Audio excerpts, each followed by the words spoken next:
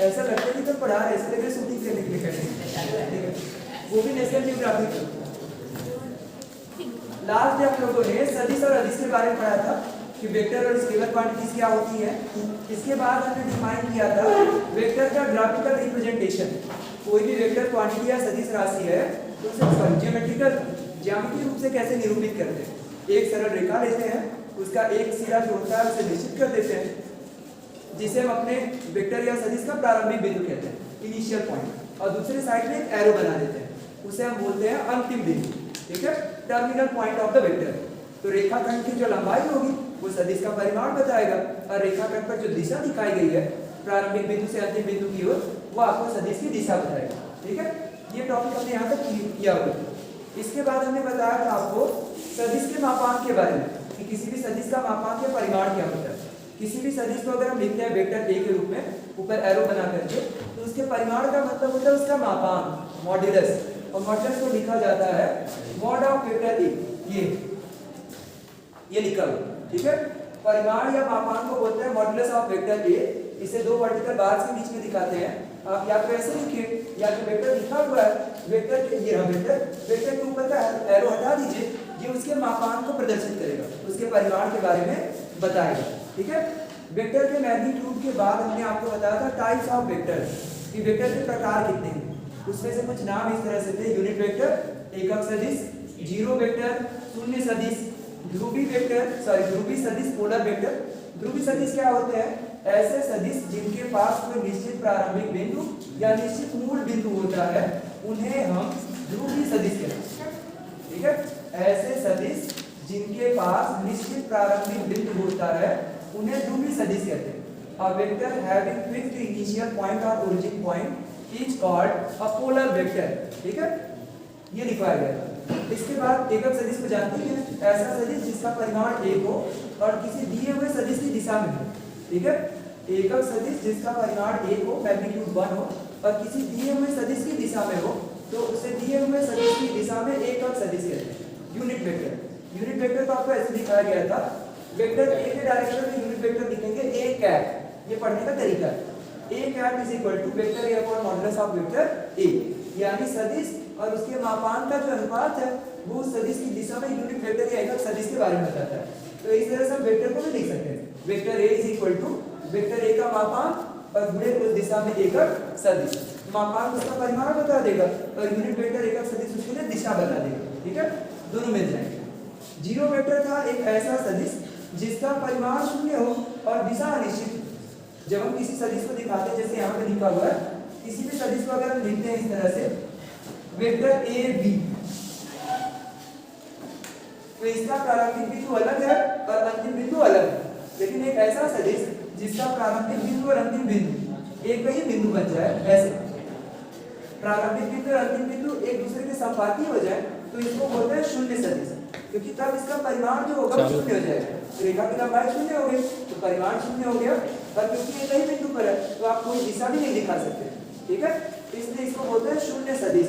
शून्य सदिश को दिखाने का तरीका है जीरो के ऊपर एक वेक्टर बना देना।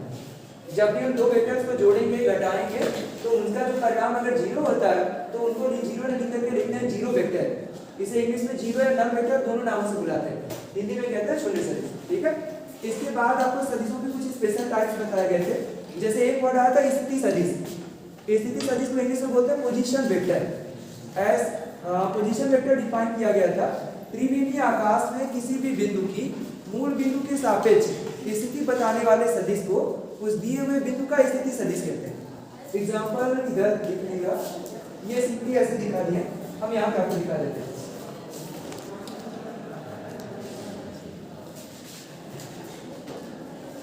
ऐसे अच्छा होगा, ऐसे लिख लीजिए। ठीक है, एक्स वाई जेड त्रिविमीय आकाश में एक बिंदु P है। बिंदु P के जो कोऑर्डिनेट है, हिंदी में कहते हैं निर्देशांक, निर्देशांक एक्स वाई जेड है। इनके लिए इस बिंदु P के लिए मूल बिंदु के सापेक्ष इस बिंदु की स्थिति बताने वाला जो सदिश लिखा जाएगा वेक्टर OP, इसे दिए हुए बिंदु का स्थिति सदिश है। ऐसे में ऐसे लिखते हैं, वेक्टर OP बराबर पहले वाले की ऐसे, पहले दोनों के x निर्देशांकों का अंतर करते हैं। x माइनस 0 साथ में लिखेंगे दिशा i कैप, एक्स अक्ष के अंदर लिखा जाएगा x माइनस 0 आई कैप। x माइनस 0 आपको महिला बता देगा कि 0 यहाँ से लिख रहे हैं क्योंकि ओरिजिन में कोऑर्डिनेट 0,0,0 तो x निर्देशांकों का पहले अंतर करते हैं, तब फिर यहाँ लिखा जाता है x माइनस 0 आई कैप प्लस y माइनस में लिखेंगे y माइनस 0 और साथ में लिखा जाएगा दिशा के लिए j कैप क्योंकि y अक्ष के अंदर एक अक्ष j कैप बताया गया। और तीसरा z माइनस 0 ये लिखा जाएगा k कैप।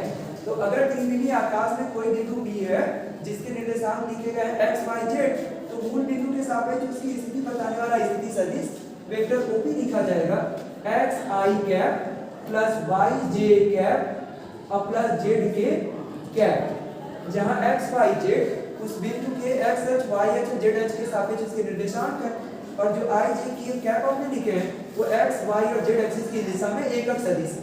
ठीक है, इस तरह से स्थिति सदिश को दिखाते हैं। कल आपको किसी वेक्टर को भी स्थिति सदिश के रूप में लिखना सिखाया गया। ये लिख रहा है वेक्टर A = वेक्टर PQ। अगर आप इस तरह से लिखते हैं तो P और Q बिंदुओं के लिए भी आप इस तरह से सॉल्व कर सकते हैं। वेक्टर PQ बराबर लिखा जाएगा पहले अंतिम बिंदु यानी कि जो बिंदु Q है उसके लिए लिखेंगे पोजीशन वेक्टर वेक्टर OQ और फिर प्रारंभिक बिंदु माइनस वेक्टर OP। इसी से हमने लिखा है, लिख रहा है प्रारंभिक बिंदु x अक्ष का P वाले का और माइनस 0 बिंदु O के लिए क्योंकि ओरिजिन के रिस्पेक्ट में इसका प्रारंभिक बिंदु ओरिजिन नहीं है, बिंदु P है, तो दोनों के लिए लिखेंगे। अगर हम इस वाले में फॉर्मूला यहाँ पे लिख रहे हैं, अगर इसको इस तरह से निर्देशांक वाले में दिखाएं, हाँ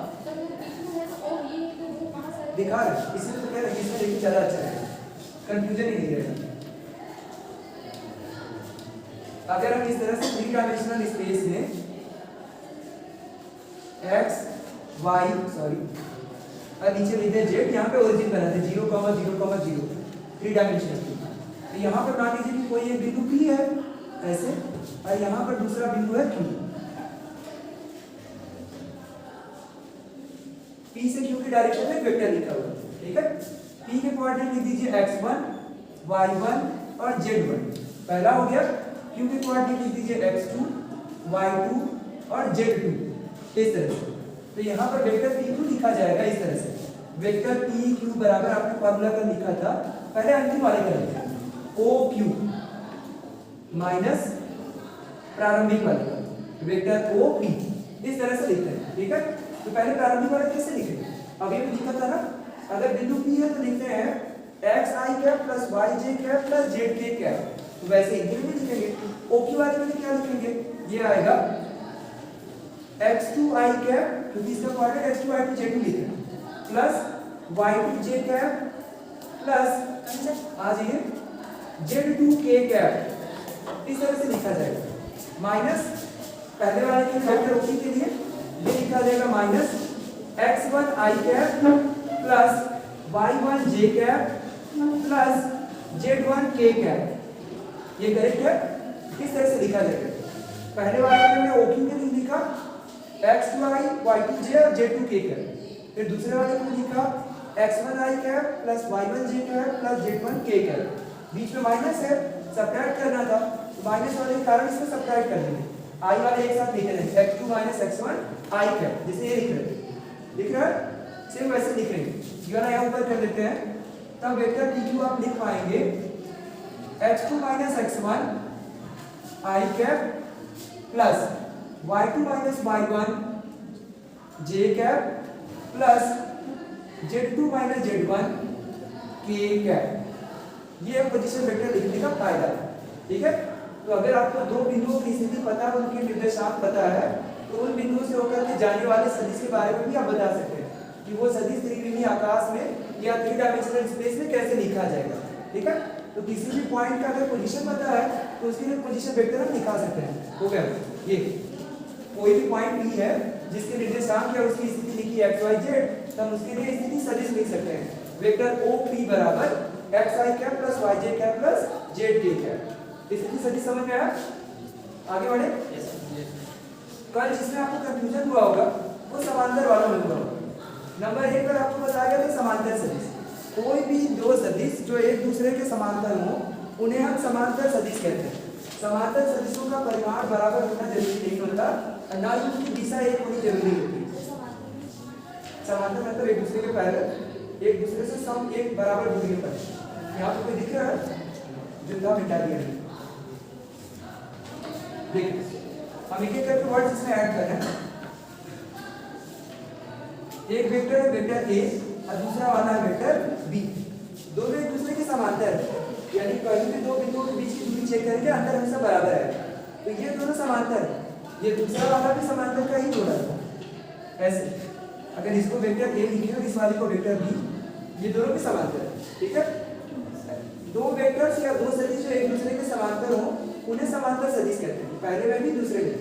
लेकिन अगर कोई भी दो समांतर सदिश एक ही दिशा में हो तो उनको बोलते हैं लाइक वेक्टर्स, सम दिश सदिश। पर अगर दो सदिश समांतर हैं उनकी दिशाएं विपरीत है तो उनको बोलते हैं अनलाइक वेक्टर, विपरीत सदिश। ठीक है, ये वाला इसलिए याद रखिए, समांतर सदिश जो एक दूसरे के समांतर है, दो समांतर सदिशों की दिशा एक है उनको बोलते हैं लाइक वेक्टर्स। ठीक है, यानी उनकी जो दिशा है वो समान है। दो समांतर सदिश दिशाएं विपरीत है, इनको बोलेंगे विपरीत सदिश। ठीक है, विपरीत सदिश होंगे इनकी दिशाएं अलग अलग होंगी।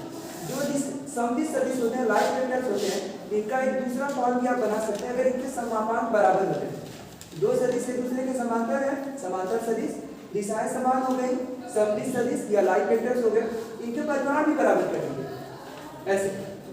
ठीक है, इनके परिमाण भी बराबर कर दीजिए, तब हम इनको बोलते हैं समान सदिश, वेक्टर ए बराबर वेक्टर बी। तो दो सदिश समांतर है, समांतर सदिश हो गए, दिशाएं समान है, वो लाइक वेक्टर्स हो गए, समदिश सदिश, उनके परिमाण भी बराबर कर दिए, तब वो बन जाते हैं वेक्टर ए वेक्टर बी।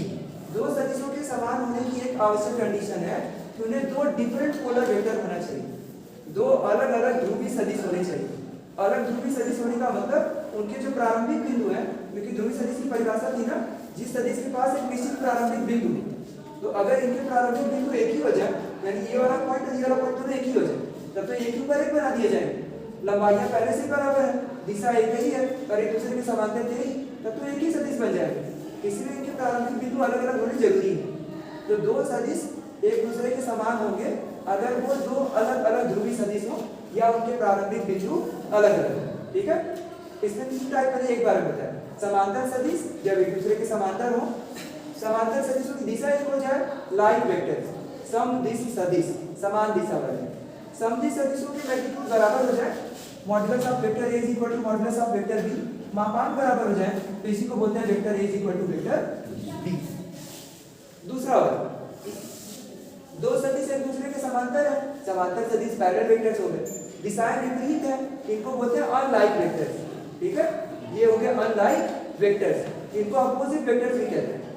अनलाइक वेक्टर्स और अपोजिट वेक्टर्स, विपरीत दिश सदिश जो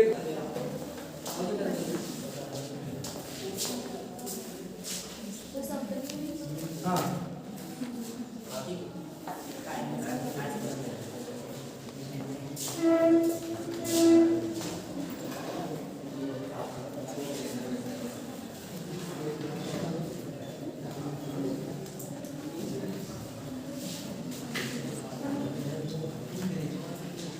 ये समतली सदिश या पैरेलल वेक्टर। समतली सदिश देखिए क्या होता है, अगर तीन या तीन से अधिक सदिश एक ही समतल में स्थित तो फिर उनको हम समतली सदिश कहते हैं। सदिशों के समतली होने के लिए कम से कम तीन सदिशों को एक ही तल में स्थित होना चाहिए। ठीक है, तब हम उनको लेकर के बना सकते हैं समतली सदिश। ठीक है, तो तीन या तीन से अधिक सदिश अगर एक ही तल में स्थित हो एक, तो उन्हें हम समतली सदिश कहते हैं। If three or more vectors lie in the same plane, these vectors are called coplanar vectors. ठीक है, तीन सदिश अगर एक ही तल में होंगे तब हम उनको बोलते हैं समतली सदिश। ये क्लास आपके लिए छूटा हुआ था, बाकी आपको जितने बेसिक टाइप के थे वो पढ़ लिए। ठीक है, इसके बाद से आपका मेन टॉपिक स्टार्ट होता है सदिशों का योग। सदिशों का योग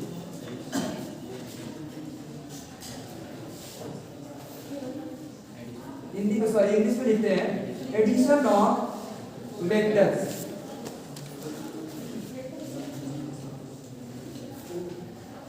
ये सदिशों का योग या अंतर हम कैसे करेंगे, इसके लिए हम सदिश त्रिभुज नियम का पालन करते हैं। आगे समतली सदिश का फिगर कैसे बनेगा, तीन सदिश दिखा दीजिए जो एक ही समतल में हो।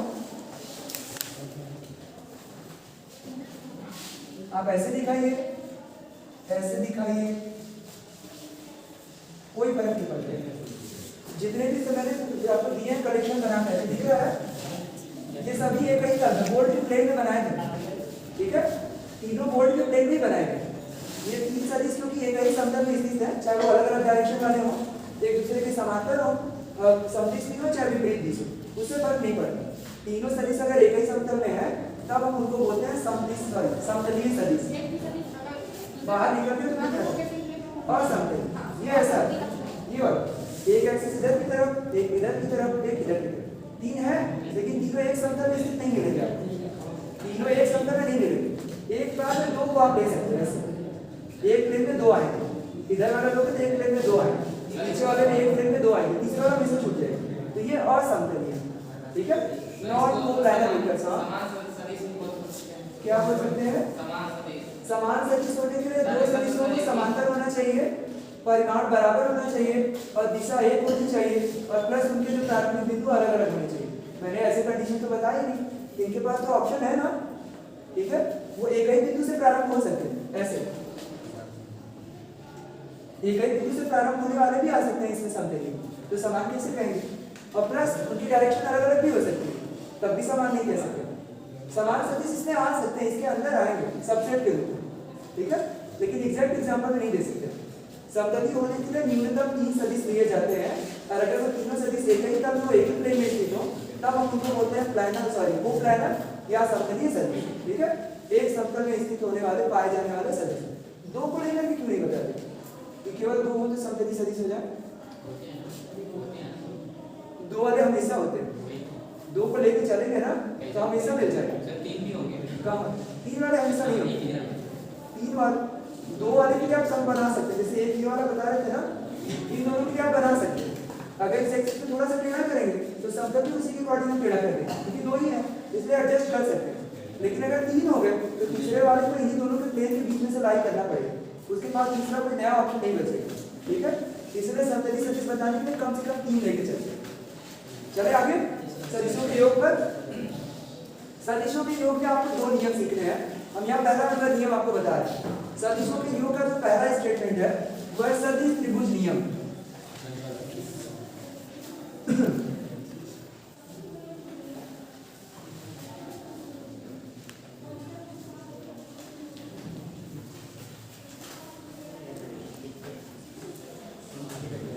इंग्लिश में बोलते हैं vector triangle law, vector triangle law. इसके स्टेटमेंट पर ध्यान दीजिए, यदि किसी त्रिभुज की दो आसन्न भुजाओं की दिशा में कोई दो सदिश कार्यरत हो, यानी कोई दो वेक्टर हो, तो उन सदिशों का योगफल या अंतर त्रिभुज की तीसरी भुजा द्वारा प्रदर्शित किया जाता है, ठीक है। यदि कोई दो सदिश किसी त्रिभुज की दो आसन्न भुजाओं के अनुदिश दिए गए हो तो जो तीसरी भुजा होगी वो उन दो सदिशों के परिणामी को व्यक्त करेगी। जैसे कि हम यहाँ पर एक ट्रायंगल ड्रॉ करें, जो स्टेटमेंट का पहला पार्ट कह रहा है कि किसी भी त्रिभुज के दो आसन्न भुजाएं, ये इसकी आसन्न भुजाएं, एक ये वाला एक ये वाला, क्योंकि दोनों एक ही बिंदु से शुरू हो रहे हैं। हिंदी में कहते हैं आसन्न भुजाएं, इंग्लिश में बोलते हैं एडजेसेंट। आप कुछ और बोलते हैं, आसन्न भुजाओं को क्या करेंगे, क्या संलग्न नहीं संलग्न होता है, जो एक दूसरे से लगे हुए, ठीक है। संलग्न को सोडियम वाला था केमिस्ट्री में, ठीक है, फ्यूजन वाले में चले गए, आधा इधर आधा उधर, ठीक है। तो ये संलग्न भुजाएं या आसन्न भुजाएं हैं, आसन्न मतलब एक दूसरे के ऊपर स्थित है, ठीक है। तो अगर किसी त्रिभुज की दो आसन्न भुजाओं की दिशा में दो सदिश दिखाए जाए, हम यहाँ नाम लिख देते हैं आपके लिए इजी हो जाएगा। तो बिंदु ए से एक सदिश हम दिखा रहे हैं वेक्टर ए बी और दूसरे का नाम लिख रहे हैं वेक्टर ए सी एस। तो यहाँ पे दो भुजाएं हैं ए बी और ए सी, इनकी दिशा में दो सदिश दिखाए गए, तो इन सदिशों का जो परिणामी होगा वो त्रिभुज की तीसरी भुजा द्वारा दिखाया जाएगा, ठीक है। इन सदिशों का जो परिणामी होगा वो तीसरी भुजा द्वारा प्रदर्शित किया जाएगा, ऐसे, क्योंकि हमने दिशा दोनों के लिए एक ही दिखाई है, ए से बी ए से सी, तो मेरी मर्जी में बी से सी दिखा है, सी से बी दिखा, ठीक है। आप इसको थोड़ा सा सिंपलीफाई कर लेंगे तो आसान बन जाएगा ऐसे। ऐसे ये बन जाएगा, ठीक है।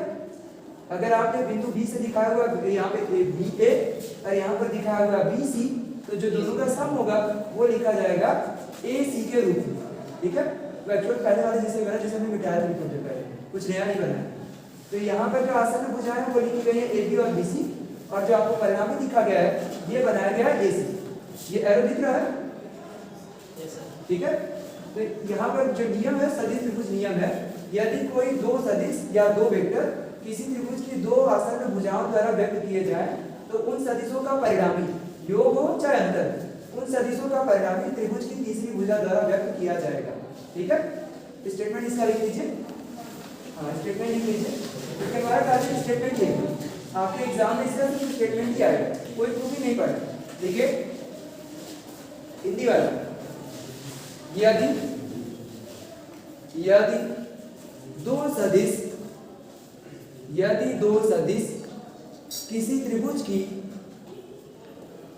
किसी त्रिभुज की दो आसन्न भुजाओं के अनुदिश हो,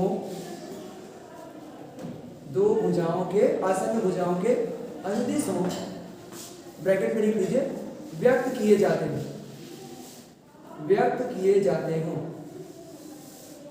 हो गया ब्रैकेट क्लोज। तो उन सदिशों का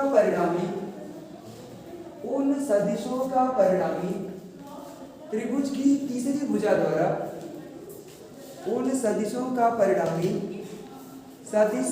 त्रिभुज की तीसरी भुजा द्वारा व्यक्त किया जाता है। यदि कोई दो सदिश किसी त्रिभुज की दो आसन्न भुजाओं द्वारा व्यक्त किए जाते हैं, तो उनका परिणामी उस त्रिभुज की तीसरी भुजा द्वारा व्यक्त किया जाता है, ठीक है। यहाँ पे एक डायग्राम एडिशन के लिए बना लीजिए, एक सब्ट्रैक्शन के लिए, और उसके बाद हम आपको दोनों दिखे अलग अलग दिखा देते हैं। तो आपको दोनों को अलग अलग पढ़ेंगे, ये वाला सदिशों का योगफल और अंतर दोनों अलग अलग पढ़ेंगे। ये सदिश को नियम में बस जुड़वा दिया। अगर जोड़ना है यहाँ पे वेक्टर्स को अलग अलग लिखिएगा। एक है वेक्टर ए बी, दूसरा है वेक्टर बी सी, और तीसरा है वेक्टर ए सी।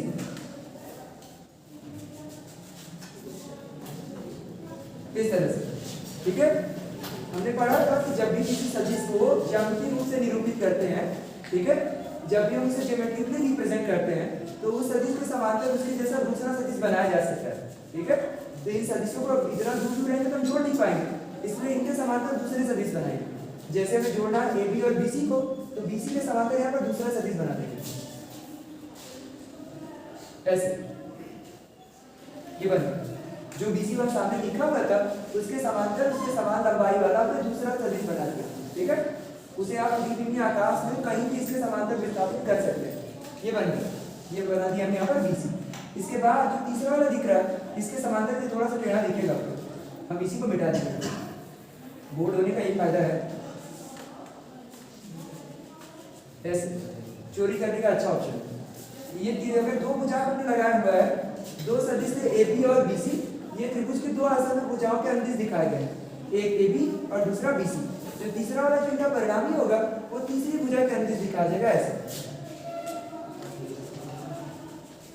इसका नाम लिखा हुआ है ए सी। इसे बोलते हैं सदिश त्रिभुज नियम। जब हम दो सदिशों को जोड़ते हैं तो इस नियम के अनुसार ही जोड़ेंगे। त्रिभुज जो दो सदिश है उसे त्रिभुज की दो आसन्न भुजाओं को इसमें दिखाइए।